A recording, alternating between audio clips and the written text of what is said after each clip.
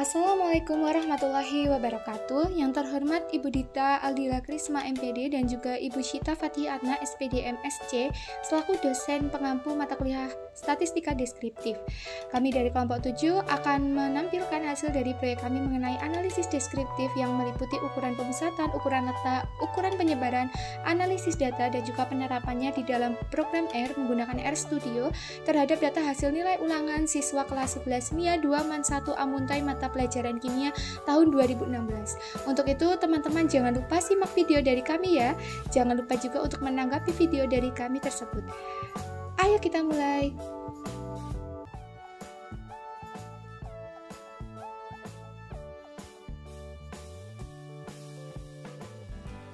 Kita mendapatkan latar belakang yang pertama, pendidikan dapat diwujudkan salah satunya dengan melaksanakan kegiatan belajar mengajar yang dilakukan di suatu satuan pendidikan. Kemudian untuk mengetahui perkembangan setiap siswa dalam pembelajaran maka perlu dilaksanakan evaluasi pembelajaran. Nah, salah satunya dalam bentuk ulangan harian atau semacamnya. Nah, dari hasil ulangan harian tersebut tentunya akan memberikan suatu kumpulan evaluasi belajar ya berupa nilai setiap siswa. Oleh karena itu diperlukan adanya analisis sehingga kita bisa menganalisis apakah materi yang diajarkan sudah bisa dikuasai oleh siswa ataupun.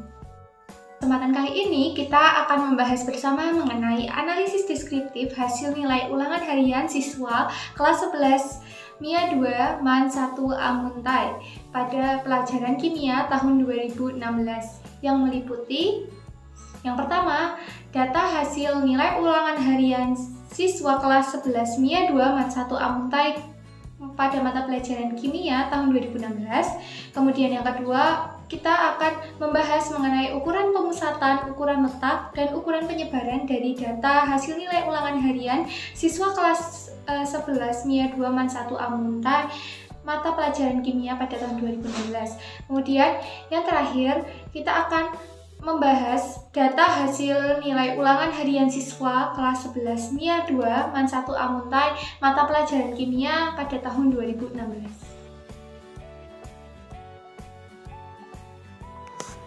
Baik, untuk landasan teori menggunakan analisa deskriptif, yaitu menggambarkan data yang diperoleh secara benar apa adanya menggunakan satuan variabel umum yang biasanya ada dalam statistika, seperti mean atau rata-rata, median atau nilai tengah, modus atau nilai yang paling sering muncul, dan standar deviasi atau ukuran keragaman data. Untuk yang pertama yaitu hasil ulangan harian. Ulangan harian adalah bagian evaluasi yang mencakup suatu proses pengukuran dan testing berisi pengambilan keputusan tentang nilai. Sedangkan siswa adalah orang atau individu yang datang ke sekolah untuk memperoleh atau mempelajari sesuatu menurut Sarliman pada 2003. Sedangkan kimia adalah ilmu tentang materi, sifatnya, strukturnya, perubahan atau reaksinya, serta energi yang menyertai perubahan tersebut.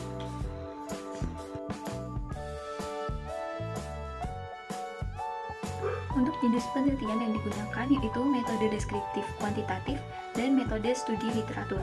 Dalam penelitian ini menggunakan data sekunder berupa daftar hasil analisis nilai ulangan harian kelas 11 MIA 2 Man 1 Amuntai pada tahun 2016 yang didapatkan salah satu jurnal analisis. Setelah dilaksanakan metode deskriptif untuk menganalisis data tersebut, kemudian akan dilaksanakan metode komparatif untuk membandingkan variabel yang ada dalam data sekaligus untuk mencari perbedaannya. Terkait variabel penelitian yang kami gunakan dalam penelitian ini yaitu variabel terikat dan variabel bebas. Yang termasuk ke dalam variabel bebas adalah hasil nilai ulangan harian. Dan yang termasuk ke dalam variabel terikat adalah predikat atau ketuntasan siswa. Terkait dengan populasi dan sampel, yang termasuk dalam populasi adalah nilai ulangan kimia Man 1 Amuntai tahun 2016 dan yang termasuk ke dalam sampel adalah nilai ulangan kimia siswa kelas 11 MIA 2 Man 1 Amuntai tahun 2016. Yang selanjutnya ada data dan sumber data yang kami gunakan dalam penelitian kami. Untuk datanya, penelitian kami menggunakan jenis data kuantitatif. Nah, data kuantitatif di sini yang digunakan adalah hasil nilai ulangan harian kimia siswa kelas 11 MIA 2 MAN 1 Amuntai tahun 2016. Sedangkan untuk sumber datanya, kalian bisa mengaksesnya pada link yang sudah tertera di layar.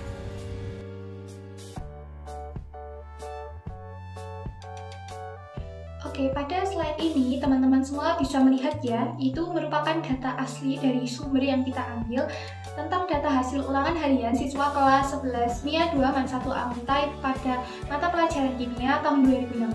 Pada tabel yang berwarna putih itu merupakan data asli. Nah, dari data itu diperoleh banyak data. Yang pertama, siswa yang mendapatkan nilai 39 ada 1 orang, mendapatkan nilai 50 ada 4 orang, mendapatkan nilai 56 ada 3 orang, mendapatkan nilai 61 ada 2 orang, mendapatkan nilai 67 ada 7 orang, mendapatkan nilai 78 ada 6 orang, dan yang mendapatkan nilai 83 ada 1 orang.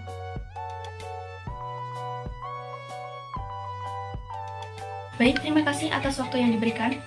Pembahasan selanjutnya mengenai ukuran pemusatan. Nah, ukuran pemusatan data hasil ulangan harian siswa kelas 11 MIA 2 MAN 1 Amuntai pada mata pelajaran kimia tahun 2016 diperoleh. Yang pertama ada mean atau rata-rata, yaitu perbandingan antara jumlah nilai data dengan banyaknya data. Rumusnya adalah mean sama dengan sigma fi per sigma f dengan keterangan yang terdapat pada layar. Nah, dari data tersebut untuk mencari mean-nya, rumusnya adalah sigma fi per sigma f. Dimasukkan datanya 39 kali 1 plus 50 kali 4 plus 56 kali 3 plus 61 kali 2 plus 67 kali 7 plus 78 kali 6 plus 83 kali 1 dibagi 24. Maka diperoleh 1549 per 24, hasilnya adalah 65,541. Jadi, min yang dihasilkan adalah 65,541. Nah, untuk yang kedua adalah median atau nilai tengah, yaitu nilai data yang terletak di tengah-tengah suatu data yang telah diurutkan dari yang terkecil ke yang terbesar. Untuk rumus data tunggal yang ganjil adalah X setengah kali N plus 1. Nah, untuk data yang genap adalah setengah X setengah N plus X setengah N plus 1. Kemudian untuk rumus data kelompok adalah median sama dengan L plus setengah N min FK per FM kali F dengan keterangan yang sudah tertera di layar. Nah, dikarenakan nilai hasil ulangan merupakan data genap, setelah diurutkan dari yang terkecil ke yang terbesar dan menggunakan rumus median data genap, maka diperoleh perhitungan. Median sama dengan data ke setengah kali X12 plus X13 sama dengan setengah kali 67 plus 67 sama dengan 67. Jadi, median atau nilai tengahnya adalah 67. Kemudian yang ketiga adalah modus atau nilai yang sering muncul, yaitu nilai yang paling sering muncul atau nilai yang mempunyai frekuensi tertinggi. Rumus untuk mencari modus pada data kelompok adalah modus sama dengan L plus D1 per D1 plus D2 kali P dengan keterangan yang sudah tertera pada layar. Untuk memudahkan mencari modus, di sini dibuat sebuah tabel. Dari tabel tersebut diperoleh bahwa data yang paling banyak muncul adalah 67, sebanyak 7. Oleh karena itu, nilai modusnya adalah 67. Oke, yang selanjutnya program R untuk ukuran pemusatan data ya. Nah, jadi program R untuk ukuran pemusatan data dari data tersebut bisa dituliskan dengan sintaks seperti yang tertera pada slide teman-teman ya.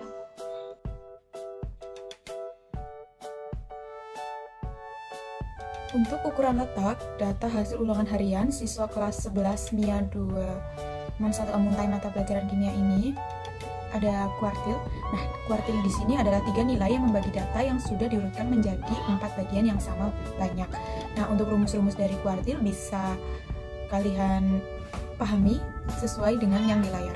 Nah, di sini ada contoh dari perhitungan kuartil bawah. Perhitungan kuartil bawah yang pertama itu mencari Q1, kuartil bawah bisa dilambangkan dengan Q1, yaitu data ke seperempat N plus 1. Lalu data ke seperempat, jumlah N-nya ada 24 ditambah 1, yaitu data ke 6,5. Jadi Q1-nya itu sama dengan 56 ditambah 56 per 2 sama dengan 56. Baik, selanjutnya yaitu mencari Q2 atau kuartil tengah dan Q3 atau kuartil atas. Secara keseluruhan perhitungannya itu sama seperti mencari kuartil bawah atau Q1 yang menghasilkan Q2 sama dengan 67 dan Q3-nya sama dengan 78. Kemudian untuk desil nilai atau angka yang membagi data menjadi 10 bagian yang sama. Nah, data telah diurutkan dari terkecil hingga terbesar. Untuk rumus desil tunggal dan desil kelompok, teman-teman bisa melihat pada slide ya. Nah, untuk desil tunggal kita harus mencari posisinya terlebih dahulu baru menghitung nilainya. Untuk desil kelompok, kita harus menentukan tepi bawah, frekuensi kumulatif dan frekuensi kelas serta panjang kelas. Nah, di situ terdapat perhitungan desil 8 salah satunya ya. Nah, letak desil 8 kita cari dengan rumus letak DI sama dengan I kali N plus 1/10. Kan desil 8 berarti 8 kali 24 banyak data ditambah 1/10. Berarti 200/10 sama dengan 20. Nah, data yang telah diurutkan tadi kita lihat data ke 20, berarti kita masukkan nilai di 8 yaitu DI sama dengan XI ditambah D kali XI ditambah 1 min XI sama dengan 78 ditambah 8/10 kali 78 min 78, berarti hasilnya adalah 78. Untuk selanjutnya yaitu persentil. Persentil yaitu nilai atau angka yang membagi data yang menjadi 100 bagian yang sama setelah disusun dari data kecil hingga data terbesar. Rumus persentil bebas untuk posisi PI sama dengan I/100 dikali N plus 1. Untuk nilai PI sama dengan XI plus P dikali XI+1 min XI. Sedangkan rumus untuk persentil kelompok PI sama dengan LPI plus 1/100N dikurangi FKPI per FPI dikali P. Untuk keterangannya seperti yang ada dalam PPT. Selanjutnya ini perhitungan persentil 80. Yang pertama kita mencari letaknya dulu, yaitu P80 sama dengan I dikali N plus 1 per 100. Jadi 80 dikali 24 plus 1 per 100 dengan hasil 20. Untuk nilai P80 yaitu PI sama dengan XI plus P dikali XI plus 1 min XI. Jadi 78 plus 80 per 100 dikali 79 min 78 sama dengan 78. Program R untuk ukuran letak dari data tersebut itu meliputi ada kuartil, desil, dan juga persentil. Nah, teman-teman bisa membuat sintaks seperti yang ada pada slide tersebut.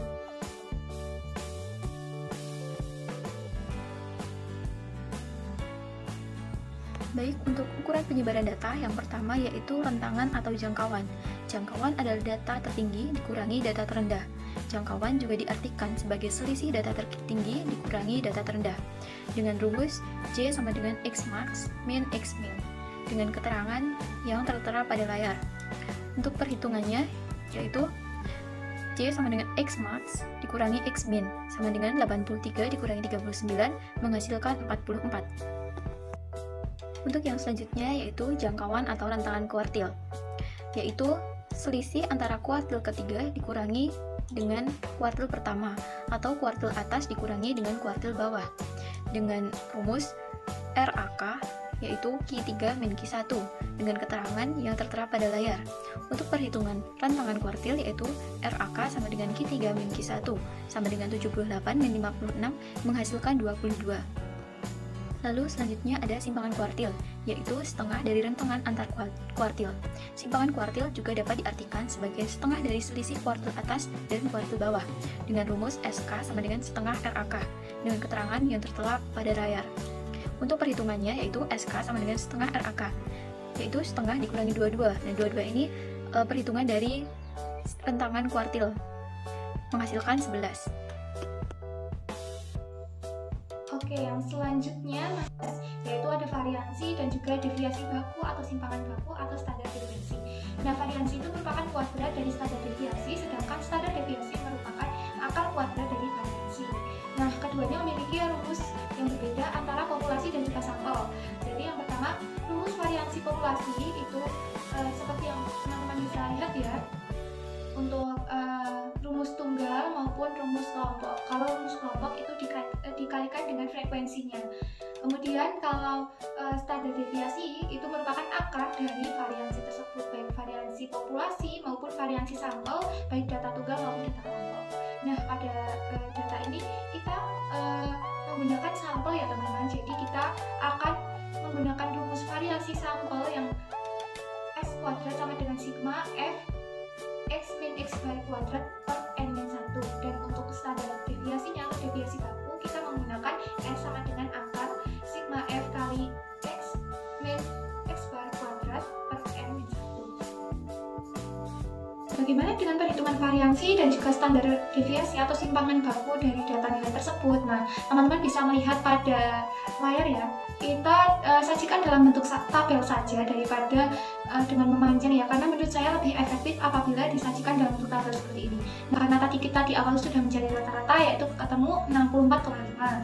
Nah, kita akan mencari data dikurangi rata-rata. Yang pertama 39 kurangi 64,5 mendapatkan negatif 25,5, 50 dikurangi 64,5 mendapatkan negatif 14,5, dan seterusnya sampai 83 dikurangi 64,5 mendapatkan 18,5. Nah, ini kita kuadratkan ya. Nah, karena ini merupakan data kelompok ya, nah kita kalikan dengan frekuensinya. Nah, ini kita seperti rumus yang kita gunakan ya, variansi yaitu S kuadrat. Nah, itu kita harus menjumlahkan dulu dari data yang kita peroleh. Jadi X min X bar kuadrat kalikan dengan frekuensi. Nah, itu akan menghasilkan jumlah. Kita jumlahkan 650,25, 841, 216,75 menghasilkan 3212. Nah, ini 3212 dibagi dengan 24 min 1 karena merupakan data sampel menghasilkan 139,65. Nah, untuk mencari simpangan baku atau standar deviasi, kita tinggal mengakarkan dari S kuadrat itu atau mengakar kuadratkan dari variansi. Jadi akar kuadrat dari 139,65 adalah 11,817. Kemudian untuk ukuran penyebaran, teman-teman juga bisa membuat program R ya, dengan menggunakan sintaks yang ada pada layar tersebut yang meliputi variasi dan juga standar deviasi. Oke, jadi sebelum kita membuat program R, kita harus membuat data terlebih dahulu, karena di sini datanya lumayan banyak ya. Jadi kita akan membuat dalam bentuk plotting nanti. Jadi kita memerlukan data yang dalam berupa Excel. Nah, yang kita akan membuat dua data. Yang pertama, data seperti ini, teman-teman bisa lihat yang berisikan data dan juga frekuensi seperti ini. Nah, ini saya save dengan nama data hasil. Kemudian yang kedua, seperti ini. Jadi masih dalam bentuk data asli ya. Ini saya save dengan nama data start.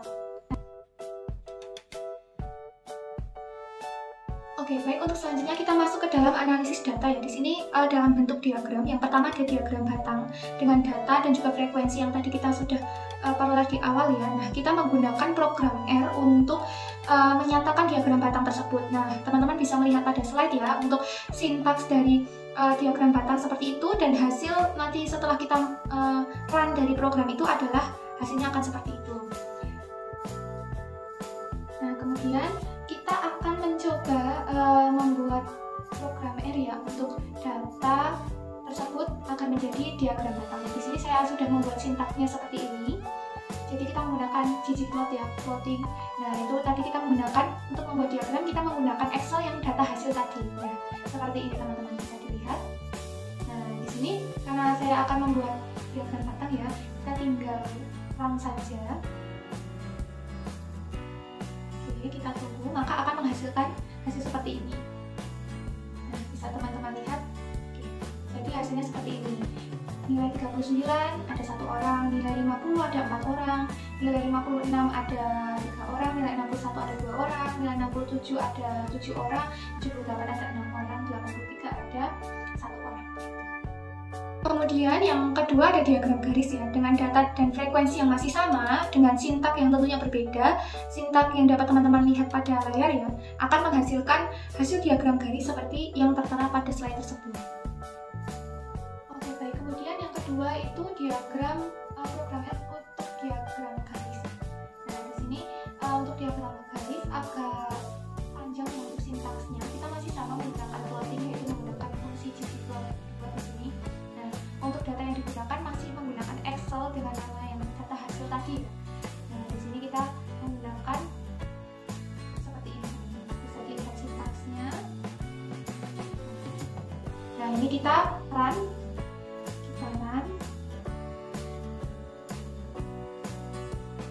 Oke, akan menghasilkan hasil diagram garis seperti ini teman-teman.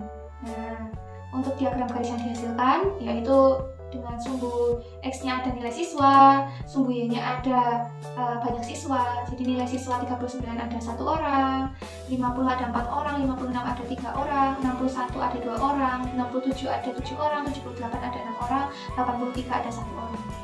Kemudian yang selanjutnya ada diagram lingkaran dengan data dan frekuensi yang sama. Nah, kita membuat sintaks dari diagram lingkaran tersebut terlebih dahulu. Nah, dengan menggunakan program R bisa dilihat sintaksnya seperti itu. Nah, menghasilkan hasil diagram lingkaran yang seperti ada pada layar tersebut. Oke, yang berikutnya ada diagram lingkarannya. Jadi kita akan membuat diagram lingkaran dari data tadi.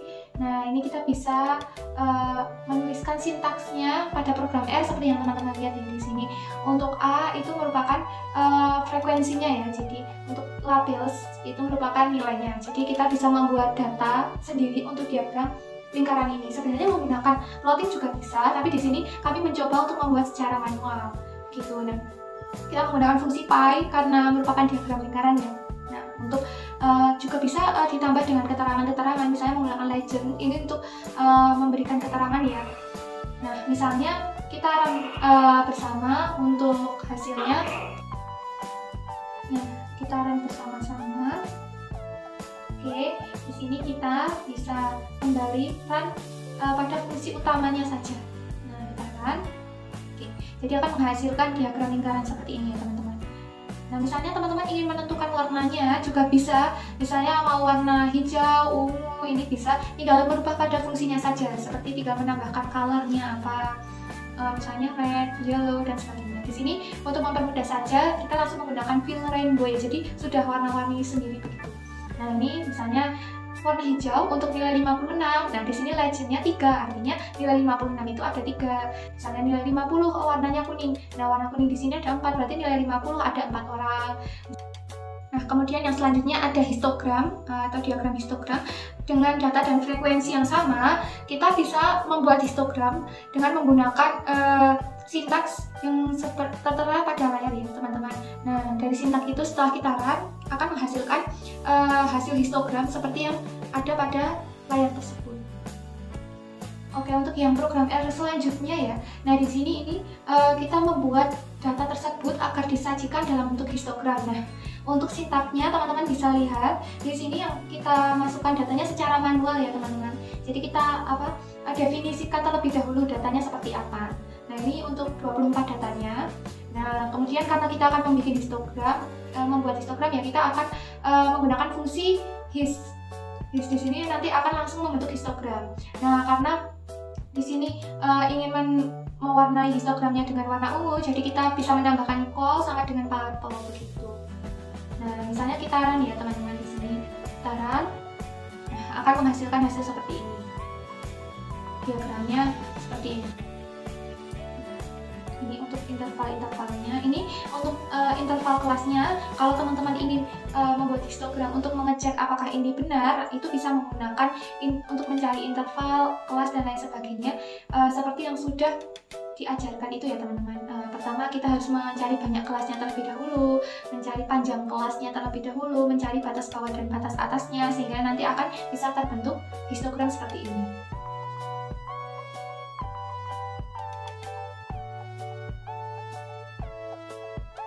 Oke, di sini kita akan mencoba mencari ukuran pemusatan, ukuran letak maupun ukuran penyebaran dengan menggunakan program R ya. Nah, untuk mencari min, tadi kan kita sudah punya data start tadi ya. Nah, di situ kita bisa menuliskan fungsi seperti ini untuk mencari min, median, variansi, simpangan baku atau standar deviasi, nilai maksimum, nilai minimum, range atau jangkauan, kemudian kuartil. Itu kita bisa menggunakan ini untuk lebih mudahnya. Nanti hasilnya akan sama. Nah, untuk range atau jangkauan ini benar dari 39 dan 83. Gitu. Baik, untuk yang selanjutnya, apabila kita ingin menentukan desil dan juga persentil ya, dari sebuah data, namun di sini sebenarnya tidak ada perbedaan signifikan ya antara persentil dan juga desil yang dihitung dengan secara manual seperti ini, datanya secara manual seperti ini, atau yang sudah dijadikan data interval. Nanti pasti akan tetap dalam satu interval itu. Nah, kita buktikan saja.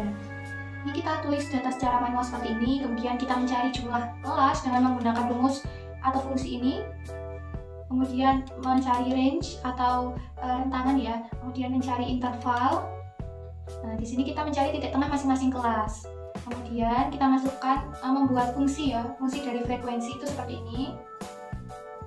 Ya, kemudian memasukkan data kelompok, nanti ini akan dalam bentuk tabel ya. Kemudian untuk mencari desil, sebenarnya rumusnya sama ya, tapi di sini untuk mencari desil ke-8 kita harus tahu dulu batas bawah desil 8 itu berapa. Kemudian fungsi kumulatif dari kelas sebelum desilnya berapa, fungsi frekuensi dari kelas desil itu berapa, kemudian rumusnya seperti ini. Kemudian mencari persentil juga sama. Yang membedakan hanya di pembagiannya ini ya. Kalau misalnya desil 8 ya 8/10, kalau misalnya persentil ke 80 ya 80/100, beda dalam persnya saja. Nah, ini coba kita run saja. Nah, nanti kan akan ketemu dengan seperti ini ya, tabel seperti ini. Nah, ini teman-teman bisa mengisikan seperti data nilai tengah, kemudian frekuensi ya. Tapi karena saya sudah mengisi, ini tinggal kita kalikan saja seperti ini. Nah, kita menemukan hasil seperti ini. Nah, untuk desil ke-8 hasilnya 76,00. Tapi kalau misalnya kita menghitung secara manual kan hasilnya 78. Nah, 76 ini itu ada di interval yang antara 74 dan 80, yang artinya baik 76 maupun 78 kan masuk dalam satu interval. Nah, itu tidak apa-apa. Kemudian untuk mencari persentil juga sama. Selanjutnya untuk pembahasan data, dari 24 jumlah siswa, terdapat 7 siswa yang tuntas dengan nilai di atas 70 dan 17 siswa yang tidak tuntas dengan nilai di bawah 70. Nilai tertinggi yang diperoleh adalah 83 dan nilai terendah adalah 39.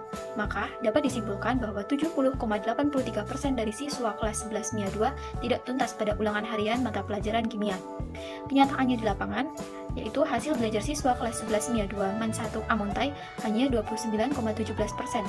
Artinya, siswa tersebut belum menunjukkan keberhasilan siswa dalam memahami pelajaran kimia.